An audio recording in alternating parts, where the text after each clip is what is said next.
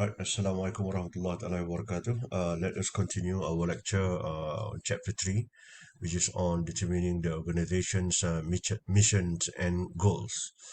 So, in terms of defining the missions, so there are three major questions that we need to answer, that we need to ask on the organization. Number one, who are our customers? And then number two, what customer needs are being satisfied in terms of the types of product or services that we are delivering to the customer. And then how are we satisfying the customer needs? So that's how you define your business. If you can answer all of these questions, you as a business owner, then you are in the right business. And establishing major goals provides the organization with a sense of directions. So let us look at some of the examples of a mission statements for three different types of internet companies. We look at this. Number one, Facebook, to give people the power to build community and bring the world closer together. For Twitter, to give everyone the power to create and share ideas and information instantly without barriers. And then to organize the world's information and make it universally accessible and useful. So each of these mission statement, they define whatever business that they are doing, and then they concentrate on the customer, on the people, to give everyone, to give the people. And then in terms of they know what they are trying to do, the power to build community that bring the world closer together, that share ideas, and then the world's information, make it universally accessible and useful. So that's how they define their businesses. The ability of the CEO and top managers to convey their subordinates a compelling vision of what they want the organization to achieve. Their job is to motivate the subordinates. In terms of establishing major goals, there are several stages in terms of developing a strategy, the goal of the organization. The first one, we talk about strategy formulation. So in this stage, this is the first stage in the strategy formulation or formulation of strategy, the development of a set of corporate business and functional strategy that allows an organization to accomplish its mission and achieve its goals. So in order for us to to come up with, to formulate a strategy, so the first element that you need to do is for you to conduct the SWOT analysis. I believe that each and every one of us are quite familiar with SWOT analysis. If we don't, so SWOT analysis is a planning exercise in which managers identify internal organizational strength. S stand for strengths, W stand for weaknesses, uh, O stand for the opportunities, and then T stand for the threats. So the first two SW come from internal, the internal part within the organization, meaning that something that you can control, your strength, your weaknesses, you can improve, you can swap, you can remove. So all of those are controllable. But when we talk about ONT, opportunities and threats, these are uncontrollable. So based on the SWOT analysis, you are able to identify three levels of strategy, which one that we are going to pursue. For example, the corporate level strategy, a plan of action to manage the growth and development of an organization so as to maximize its long run ability to create value, maybe on the strategy of diversification, which into which business area that we want to diversify, that is corporate level strategy. Business level strategy, a plan of action to take advantage of favorable opportunities and find ways to counter threats so to compete effectively in industry. Functional level strategy, a plan of actions to improve the ability of an organization, departments, to create value, how to increase the sales from certain amount to another to certain level. So that is more of a functional level strategy. How to minimize the waste, how to minimize the waiting time, because once you can do this, you can improve on this, it will contribute to the business level strategy and it will contribute to the corporate level strategies at the same time.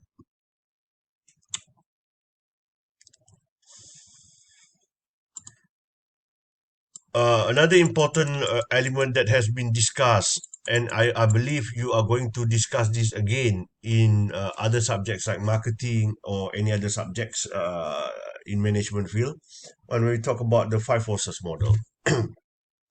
So if you were to do a business in any areas, sometimes these are the things that you need to look at least we can have some sort of idea how does each of these forces would play a role in your business decision. For example, we take the first one, level of rivalry in an industry. If you want to go into a certain industry, you need to know the level of competition. Because of why? The more competitors in the industry, the smaller the portion of the cake. So, when we make a decision to go into that particular industry and we know that there are many players in that industry already, so you know that you need to be different. You need to identify something that would differentiate you from the rest of other competitors. Potential of new entrants is also another factor. Before we go into a new industry, we need to understand what is the potential of the new entrants. Is there any other new entrants who would be allowed to go into the industry at any time? Kan kadang-kadang setengah-setengah industri tu dia punya potential of new entrants tu sangat-sangat tinggi. Contohnya macam industri theme park. Kalau nak buka theme park, kalau tak ada 1 bilion, jangan harap nak buka dalam Malaysia for example. Ataupun 500 million ke for example minimum in order for you to do a theme park. So that is considered as a high barrier to entry. And then power of supplier. If there are a lots of suppliers and then they have a lot of power so they can control. So if they have a lots of if there are a large number of suppliers, then their power is less. Because of why? We as the buyer, we can simply switch between supplier. Supplier ni they ultimate attitude sikit, carrot sikit when they know that they are very limited number of supplier. So whether we like it or not, we have to buy from them. So that's when they have a more power in terms of becoming the supplier lah. And then sometimes customer also have the power. We need to understand whether or not our product are standardized products ataupun household items. Kalau barang-barang yang household items, the customer has the power. Because of why? They have a huge power because they can simply switch between brands. Katalah kita nak beli shampoo Pantene. Kita pergi kat kedai habis. So kita boleh ambil shampoo lain kat sebelah dia kan. Doesn't cost us any additional extra fees or whatever. Because we can go to the same store and then we can simply switch. So if we are in this line of business, we must bear in mind that we cannot simply change the price because the customer will switch. And then we also need to know in terms of the threats of substitute product. Is there any substitute for your product? If there is, you need to understand what is the substitute. Contohnya coffee and tea. So if you are selling a coffee and then the price of the tea increases, so there is a chances that more demand for your coffee in the future.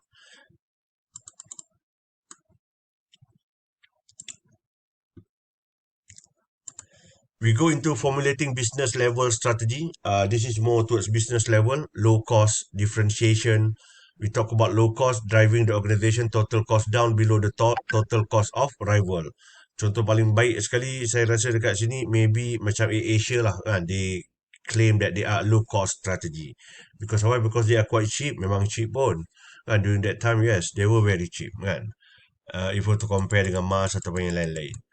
And then differentiation, distinguishing an organization's product from the products of competitors on dimensions such as product design, quality, after-sales services. And so there are lots of different organizations that goes for differentiation. Contohnya macam Cendol Kampung Ulu. Dia pakai santan yang dia frozen kan and then they shave iced. Sama macam ice bowl dan sebagainya. So that is a differentiation in terms of the quality product dia pun is different. So if you come to Melaka, go and find Cendol Kampung Ulu. And then stuck in the middle, attempting to simultaneously pursue both a low cost strategy and differentiation. So they kind of like having a problem in terms of their identity. They can't really tell which one that they want to pursue. So difficult to achieve low cost with added value of cost of differentiation. Focus low cost, serving only one segment of the overall market. and trying to be the lowest cost organization serving that segment. And then focus differentiation, serving only one segment of the overall market and trying to be the most differentiated organization serving this segment. So, for example, focus differentiation. Maybe if we talk about luxury items, for example, so they are focus differentiation, and the customers are willing to pay premium prices. Macam focus low cost, maybe we talk about Clorox dan sebagainya. So very small segment, serving only one segment of the overall market and at a very low cost.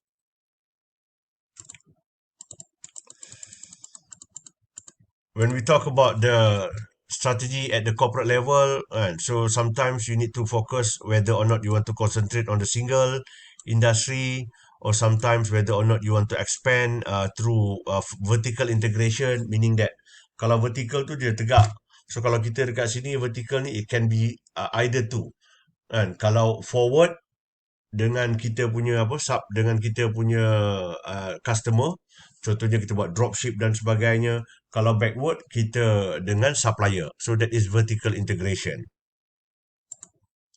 Diversification, you add new product to your product line, kan. Kadang-kadang kita boleh yang totally different diversification, kadang-kadang within the same line, related and unrelated. And then sometimes we can go for international expansion, we go overseas. So this is part of diversification, related yang berkaitan, and then yang unrelated, yang not related in any way with the existing product and services. And then international expansion, we go for global strategy, little to no customization to suit specific needs of customers in different countries. Maybe lowest production cost, and then you ignore national differences that local competitors can address to take their advantage lah. So meaning that a global strategy, and the product is standardized throughout the countries. So kalau kita cakap pasal multi-domestic strategy, our product is kind of like customized to specific national conditions. Contoh macam sometimes McDonald, they have rendang McD, nasi lemak McD. That is multi-domestic strategy. Kalau if we go to United States, Melbourne ke, for example, you don't find nasi lemak McD ataupun bubur McD, that for that matter lah. So the final context of this major business goals, we talk about ways to expand internationally. Is either importing and exporting. So now we talk about the risk is a bit low. It's just involve import, export, licensing and franchising, also low risk. And then strategic alliance and joint venture, a little bit higher risk because you need to incur costs. And then sometimes when the JV does not work, so you may lose your capital investment. And then wholly owned foreign subsidiary, meaning that you own a kilang, a factory, a warehouse dekat international countries. So of course the risk is a bit higher. So for the last slide, planning and implementing strategy, allocate responsibility for implementation to the appropriate individuals or group. That is the key towards successful planning and implementation of strategy. Draft detailed action plan that specify how a strategy is to be implemented. Establish a timetable for implementation, allocate appropriate resources to the responsible individuals or groups, and hold specific individuals or group responsible for the attainment of corporate divisional and functional goals. So that would be the end of chapter 3, topic 3, and we will continue again in the next video. Assalamualaikum, stay safe, stay clean, stay healthy.